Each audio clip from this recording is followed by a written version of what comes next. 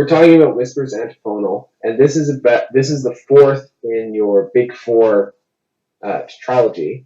And I wanted to say at one point before we talk about this play that I was more interested in terms of the relationship Danny has with the girl in Dagger, which I see than any of the Big Four plays, except maybe Tragedy in the Vast. I think this is probably the weakest of the Big Four, and I think that it's more of an experimental or a play in verse than it is, real drama like the play we were speaking about before.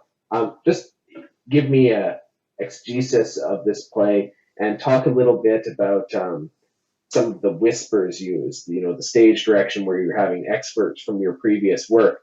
And I feel when I was looking at the experts, I read all of them, and I think that most of them are focused on very small moments, like, noticing a praying mantis or something of that variety, just as there's the sneaker scene in Big Frank that's reused. And I think that a large portion of the play is reused material. Yeah. So speak about why you chose certain sections and then how it relates to the main drama. Because I think even like the Adam and Eldon sections are reused.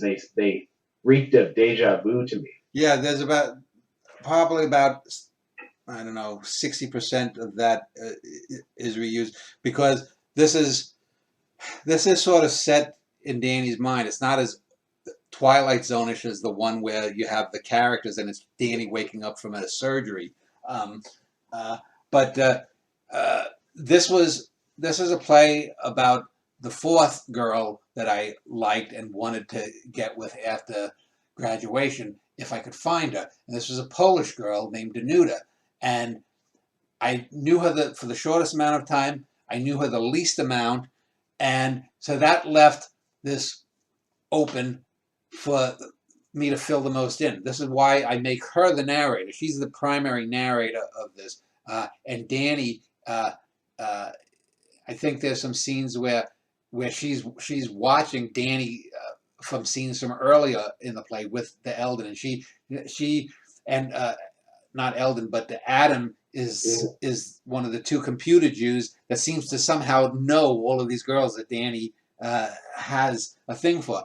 And then there's some Danuta. We don't, and this is because I don't really know, but there's some scenes where a black girl thinks Danuta is stupid, and she's making fun of Danuta, and Danuta is too dense to understand that she's being made fun of. And it's a play. It's one of those plays that I felt I wanted to write, but I didn't know. When I went in, I was totally open to letting it come as it would come, and it came as it came. The reuse, I think I make good use there, and we find out a little bit that her father apparently back in Poland was taken by the Communist Party, and that's why her and her mother were finally allowed out of the country. But it goes nowhere, because in real life it didn't go anywhere. And I didn't want to write a play about some Eastern Bloc refugee who comes to the States, and then Danny, it would have required too much imbuement, and I don't think it would have been that dramatically cogent. And so, and I'm trying to. It's been a few months here, so let me just look here how the play ends here, because I forget. People are saying, "How can you forget a play you own it?" Oh, okay. This is the please deposit another dime. Yeah, and that's one of the things that I have is it's almost as if this play is with Danny sort of in, I don't know, a state of shock almost, that maybe something has slapped Danny around in his present day, and he's thinking of this girl, but he's outside in a dream watching her watch him from other scenes from the play, scenes from a Norwegian in the family or the Bichetti brothers or whatnot, little things, and it all gets sort of smushed together. It's very much this is without a doubt one of the 4 or 5 plays that's very dreamlike. In a sense, it just came to me, and it reminds me, just looking back at a couple pages as I was flipping through them, it reminds me of the Tarkovsky film Mirror. Yeah. And I didn't think about that when I was writing it, but just looking at it, it reminds me very much of that. Whereas that things come and you don't know exactly, but maybe if you watched three or four times or read this three or four times, it would sort itself out a bit more. But you know, It doesn't have the immediacy of the other two plays. what Uh, it doesn't it have doesn't the have the immediacy of the other yeah, two yeah. plays where it hits you the same way. Now the whispers too. Even when I first read it, I thought, well, this is something, and then I thought about it for a moment, and the title started meaning more things, and so I think that there is merit to this play, but I feel that it just seems far more experimental, and it doesn't have as much meat, as I feel, as the other ones, which have their own experiments, but it doesn't. I don't know if it's as deep as the Mirror either. Um, but what do you think? Let's see here. I'm just looking at it here, and I see.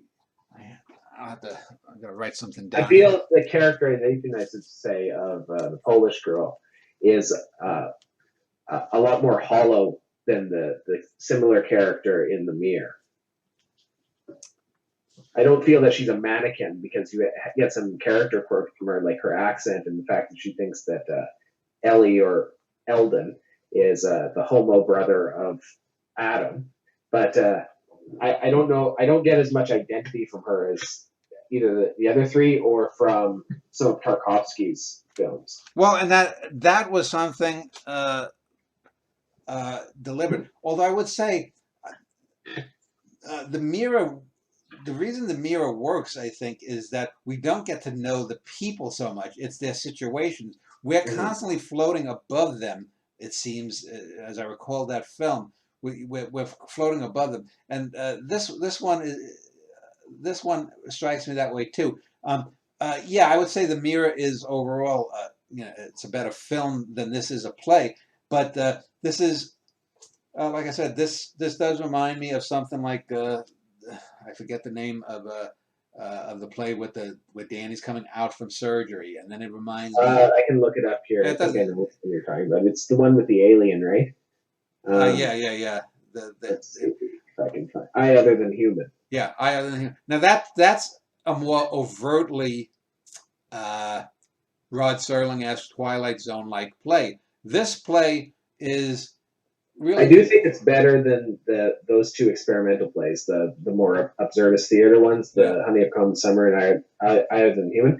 But an earlier play, this An Alter Animal, I thought it sort of had the Tarkovsky feel too, but I thought it was a bit deeper than this one. And again, Unalterable Animal. That's the play about which girl? That's the one where you're in your therapy sessions, Oh, and okay, that's right. Yeah. there's that scene that sort of ends like high and low, where the curtain comes down. Yes, yes, yes, yeah, that's right. But the thing is, all three of those plays, even this Unalterable Animal, are operating on one or two levels, whereas this is operating on three or four. Now, it may not be as focused Yes, as I think that. that's what I'm missing is the focus of. I do think that it has about the same amount of focus as the two earliest ones, but just not this Unalterable Animal. I think that one is a better play overall. Yeah. No, I don't know. I'd have to in a year or two look at them. I don't even know if I would. Well, I guess you could say. I mean, this one has a lot more in it. This is a more viscous play. It's a thicker play. That one is a sharper, more straight. It I doesn't. also think that on stage, this Unalterable Animal can be translated either to literature or stage, whereas this one, Yeah. it's sort of like that Janelle's Red Yaya play. You need a really good, just like Janelle's Red Yaya would need really good actors, this one would need a very good director in order to get it down right so that the audience can appreciate it the same way that they would appreciate it as literature. Yeah, I would agree with that. And it's one of those things too. But I think this is a play that if you, for example, cut down on some of the excerpts that are being whispered, it would work too. So let's say if this play, if it was staged off the page, ran for 2 hours and 20 minutes, you could probably cut this down if needed be to an hour 40, an hour 30, and you could still retain much of the thing because it's not so much as what is being whispered and whatnot as that things are being whispered and that the phone is hanging down and swinging back and forth and there's some sounds that are being heard and that lends it more of a Twilight Zone element, not as heavily as the Honey of Common Summer or I Other Than Human, but um, it, it it puts it in that same vein. But again, I think it's richer and thicker and more viscous. But that could work. That well, it certainly would be harder to stage than those other plays.